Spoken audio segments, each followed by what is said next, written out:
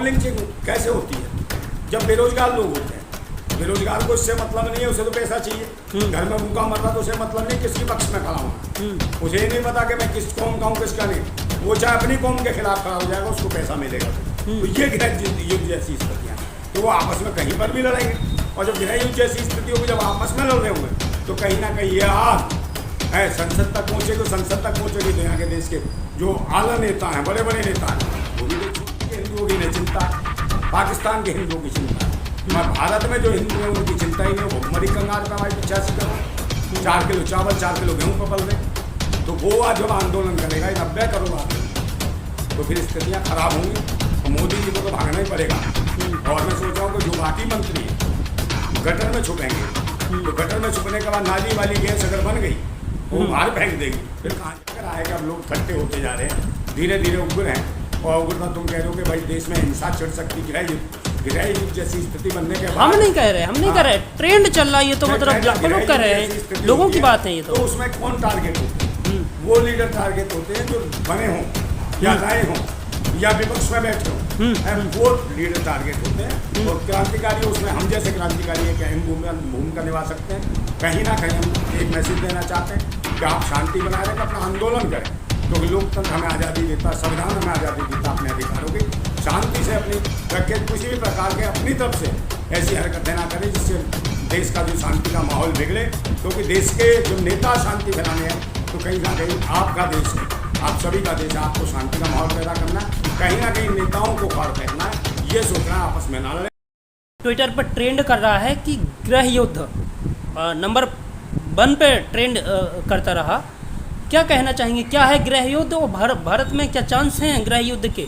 देखिए, स्थितियाँ बिल्कुल विपरीत चल रही हैं भारत के अंदर। आप ये देखो, चाहे अन्य दूसरे दुनिया में दूसरे देश देख लो, अफगानिस्तान में क्या हुआ, वहाँ पर भी गृह युद्ध जैसी स्थितियाँ हुई, तो बिल्कुल हालात ख़राब हो गए वहाँ के। उसके बाद श्रीलंका में देखो, श्रीलंका में भी आंदोलन हुआ दूसरे तरीके से, कट्टरता के माध्यम से जो चल रहा था। जहाँ कट्टरता अपनी चरम सीमा पर गई, वहाँ विध्वंस हुआ, तो वहाँ पर भी विध्वंस हुआ। और स्थितियाँ हो कि मंत्री गटर में घुसते रहे, दुबकते रहे और वहाँ से निकाल के पीटे गए, और जो राष्ट्रपति था भाग गया देश छोड़ के। अब उसके बाद देख लो बांग्लादेश की हालत।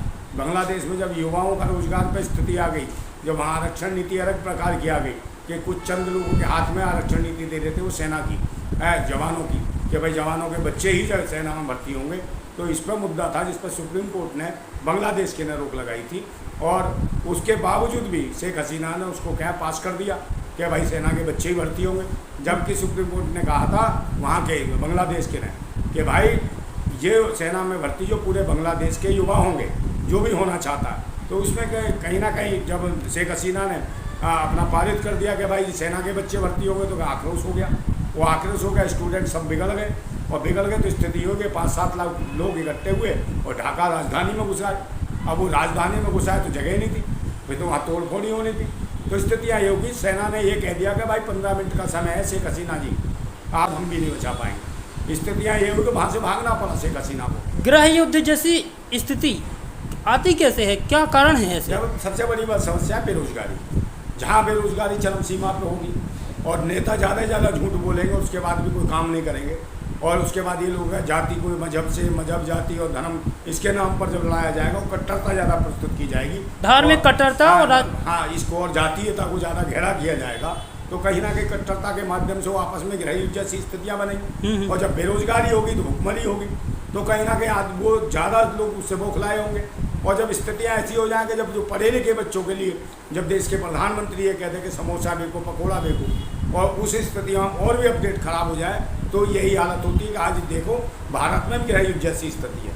और कहीं ना कहीं लोग आक्रोश में, हर युवा आक्रोश में, हर कौम का युवा आक्रोश में, क्योंकि रोजगार तो किसी के पास है नहीं, नेता सबके हैं, भाषण सबके हैं, और राशन किसी के पास नहीं। देश की जनता को राशन कहाँ से भराएगा जब रोजगार नहीं है? भारत में गृह युद्ध की स्थिति का क्या कारण है? कारण तो यही है, बेरोजगारी, भुखमरी, गरीबी, और भैंसी घूम रहे हैं, दरिंदे बैठे, चाटुकार घूम रहे हैं, चाटुकार को चेले घूम रहे हैं, और जो लग रहे हैं सत्ता के मतलब कि घुमाए हुए लोग हैं, कहीं ना कहीं उनके द्वारा माध्यम से चल रहे हैं, बदमाश भी चल रहे हैं, गुंडे भी चल रहे हैं, जेब कतरे भी चल रहे हैं, चोर भी चल।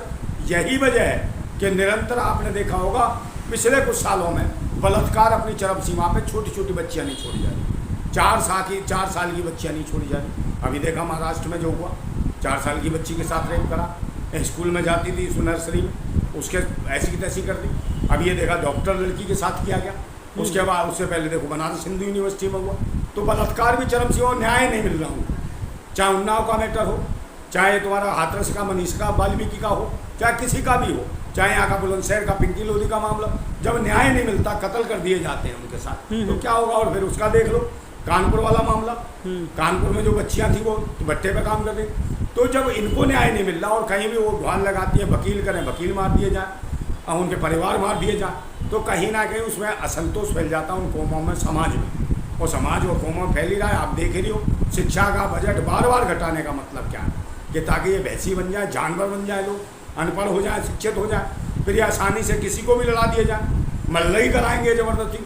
तो ऐसी प्रकार की जब स्थितियाँ होती हैं, बेरोजगारी है चरम सीमा पे, वैसी दरिंदे घूम रहे हैं, उसके बाद सरकार सुन नहीं रही, कार्रवाई कर नहीं रही, और लोगों को मूर्ख बना रही हो, देश बेच रही हो, सरकारी महकमे बेच रही हो। स्थितियाँ ये खराब हो को रेल का पता नहीं, आदमी अपने उस पर जा रहा है, अपने रिस्क पे जा रहा है रेलवे ट्रेन में, भारत सरकार का कोई मतलब नहीं, कोई मर जाए तो कोई दिक्कत नहीं, ट्रेनें बार बार मर रही हैं, जबकि सुरक्षा कवच जैसी बात कही थी, एक सुरक्षा कवच कहीं काम नहीं करा और लोग मर रहे हैं हजारों की तादाद में। तो ये चाहते हैं उसका भी, रेलवे का भी निजीकरण करना, वो चाहते हैं कि बार बार भाई ट्रेन जो मामले फेल हो रहे हैं तो इनका भी निजीकरण कर दो।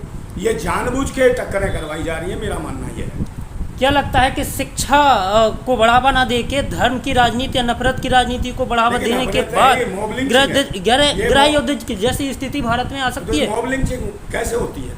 जब बेरोजगार लोग होते हैं, बेरोजगार को इससे मतलब नहीं है, उसे तो पैसा चाहिए, घर में भूखा मर रहा तो उसे मतलब नहीं किसकी पक्ष में खड़ा होना, उसे ये नहीं पता कि मैं किस कौम का हूँ किसका नहीं, वो चाहे अपनी कौम के खिलाफ खड़ा हो जाएगा, उसको पैसा मिलेगा। तो ये गृह युद्ध जैसी स्थितियाँ, तो वो आपस में कहीं पर भी लड़ेंगे, और जब गृह युद्ध जैसी स्थिति होगी, जब आपस में लड़ रहे होंगे, तो कहीं ना कहीं ये आग संसद तक पहुँचेगी, संसद तक पहुँचेगी, तो यहाँ के देश के जो आला नेता हैं, बड़े बड़े नेता हैं, वो भी देश छोड़ के भागेंगे। नंदा भाई, बड़ा सवाल है कि भारत में अगर ऐसी अफरा तफरी मची या आपसी तनाव हुआ तो क्या होगा?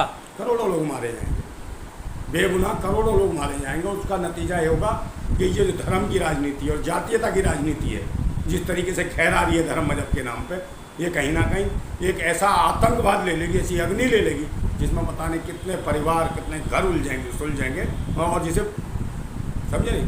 तो इस तरीके के जो हो रहा है, जैसे बांग्लादेश से भाग के आई शेख हसीना, आई के नहीं आई भाग के, तो भाग के आई तो कहाँ जगह मिली? पूरी दुनिया में जगह नहीं मिली है, जबकि ये लोग ही चिल्लाते थे कि बांग्लादेशियों को भगाओ, और बांग्लादेशियों की अम्मा को बैठा लिया है। तो ये गुनहगार, इस पर भी राजनीति करी इन्होंने। अगर भारत में ऐसी स्थिति आई तो फिर क्या होगा? क्या स्थिति होगी? मोदी जी को भागना पड़ेगा देश छोड़ के, सीधी सी बात है।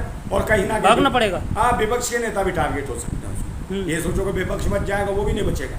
तो मतलब जो उन्होंने कहा था कि मैं तो फकीर आदमी हूँ, झोला लेके चल दूंगा, तो मतलब ये बात सही साबित हो जाएगी। आगे क्या, झोला लेके झोला भी नहीं उठा के ले पाएंगे भाई। इनको भी दुनिया में कोई जगह नहीं देगा, स्थान नहीं देगा, मोदी जी को भी, जैसे शेख हसीना को नहीं दी जगह। अभी तक भटक रही है तो भारत में बैठा ली इन्होंने, क्योंकि ये इनके दो ही तो थे, एक ट्रम्प भैया था, एक ये दीदी थी।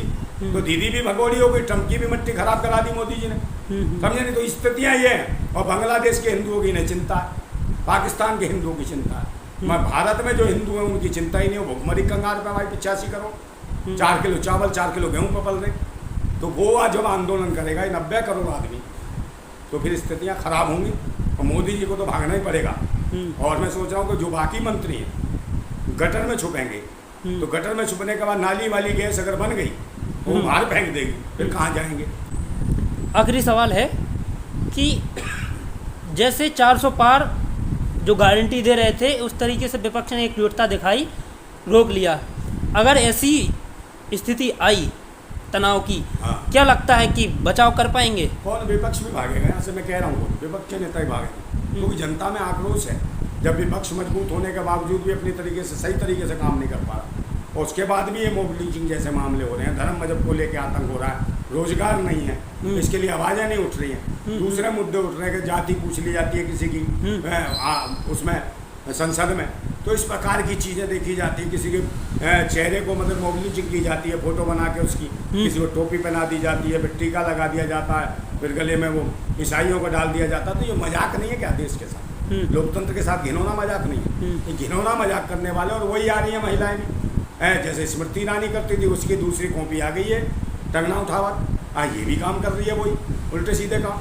तो ये इससे देश नहीं चलेगा, बिल्कुल भी नहीं चलेगा, क्योंकि ये सारे के सारे लोग अब कहीं ना कहीं झुलसे हुए हैं। अंदर से एक ऐसी आग उगल रही है युवाओं में, और वो युवा जब गुड होगा तो मुझे लगता है दुनिया की कोई भी ताकत उसे बचा नहीं सकेगी। जो तानाशाह सरकार है वो जरूर गिरेगी और भागेंगे यहाँ से मंत्री। नंदा भाई क्या मैसेज देना चाहेंगे नफरत से बचने के लिए, लोगों के लिए? बचने के लिए तो यही है कि भाई सरकार को समझना चाहिए, या विपक्ष को भी समझना चाहिए कि भाई रोजी रोटी रोजगार की बात करो, शिक्षा की बात करो, स्वास्थ्य सेवाओं की, बहन बेटियों की सुरक्षाओं की सुरक्षा। निरंतर जो बलात्कार हो रहे हैं, छोटी बच्चियां नहीं बच पा रही हैं, तो इसका मतलब है विपक्ष भी निकम्मा है और सत्ता पक्ष भी निकम्मा है। और ये लोग अपनी दुकान चला रहे हैं, इन्हें देश से, देशवासियों से कोई मतलब नहीं है, इन्हें कुछ भी हो इनसे कोई मतलब नहीं है, सिर्फ दुकान चलाने वाले हैं। अब ये दुकान जो है ना, इन दुकान को उजाड़ने के लिए इनकी जो पाखंडवादियों की दुकान है और जो स्वार्थी लोग हैं, ये दोनों पक्ष, सत्ता पक्ष और विपक्ष, इनके खिलाफ इनके झूठे मुखौटों को देश का इंसान ऐसे को ले देगा, ना हिंदू ना मुसलमान। जब इंसान एकजुट होगा